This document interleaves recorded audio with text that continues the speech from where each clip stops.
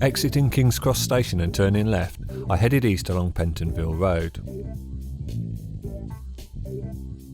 where from the corner of Claremont Square, a terrace runs eastwards from number 75 to number 25 Pentonville Road.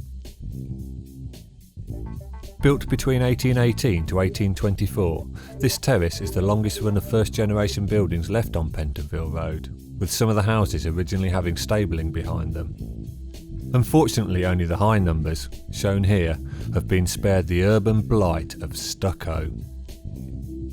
The 1881 completed Italianate style bank buildings cover 355 to 363 Goswell Road and 426 to 428 St John Street, making it a difficult presence to overlook, especially as you're normally paused at this busy intersection awaiting favourable traffic lights to cross. Designed by F&H Francis, the 4 stories originally housed shops on the ground floor and offices above. National Bank utilised 361 to 363 Goswell Street, explaining the structure's bank buildings title. Another terrace that has also avoided the dreaded stucco.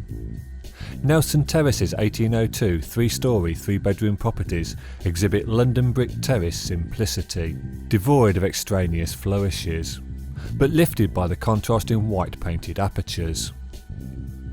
I've mentioned before that litter is not urban decay. Urban decay good, litter bad.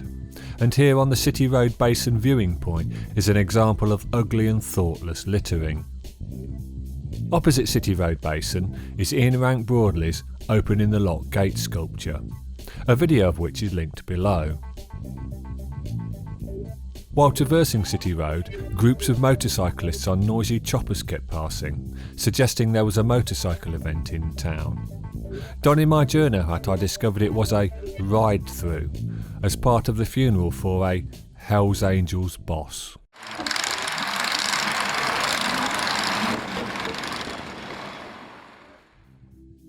Victorian pub with an exterior exuding the shabby elegance which would make a fantastic shoot location.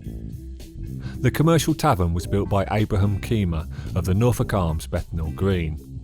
The site was leased to him in February 1865 for 80 years, at a peppercorn lease for the first year, and thereafter £50 per annum.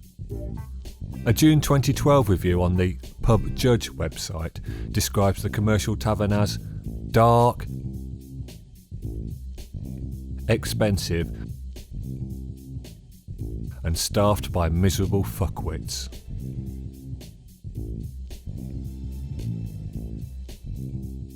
Erase culture video budgets don't run to beer expenses, so I can't report if the interior ambience has changed over the years. This refuse pile awaiting collection on Whitechapel High Street is neither litter nor decay, but a classic scene of urban living. Where Commercial Road crosses Regent's Canal, an excellent view of the 17-storey Anglia House tower block is afforded. My head is always turned by white detailing, and Anglia House's 66 flats with suspended balconies, completed in 1969, caused me to linger and shoot this footage.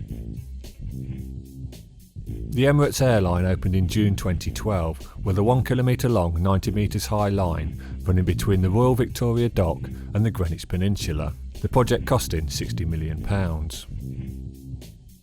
I reached the Victoria Dock terminal to be met with a queue. This was not expected. One doesn't have to queue to ponce about in art galleries, and it took all my self-restraint not to flounce off muttering. After a 45-minute wait, I entered one of the 36 gondolas, each able to hold 10 people. 10 very small people perhaps. But glaring through my sunglasses and shaking my fist at those behind in the queue ensured I had a gondola to myself. You can book a private cabin, but I recommend the glaring and fist-shaking technique. The journey, which costs £5, takes 10 minutes or 5 minutes, depending on passenger numbers. I was too busy shooting footage to notice the duration of my trip, but it seemed very quick, so assume I experienced the 5 minutes crossing. The problem with making videos is you're constantly viewing your surroundings through a lens, resulting in detachment. There are many places I wish to revisit sans camera, but I would just shoot with my phone. because you never know when you'll need this footage. The Emirates airline is a highly recommended London experience at a reasonable price. The only downside is you'll probably end up in Greenwich, which has a higher opinion of itself than Partick.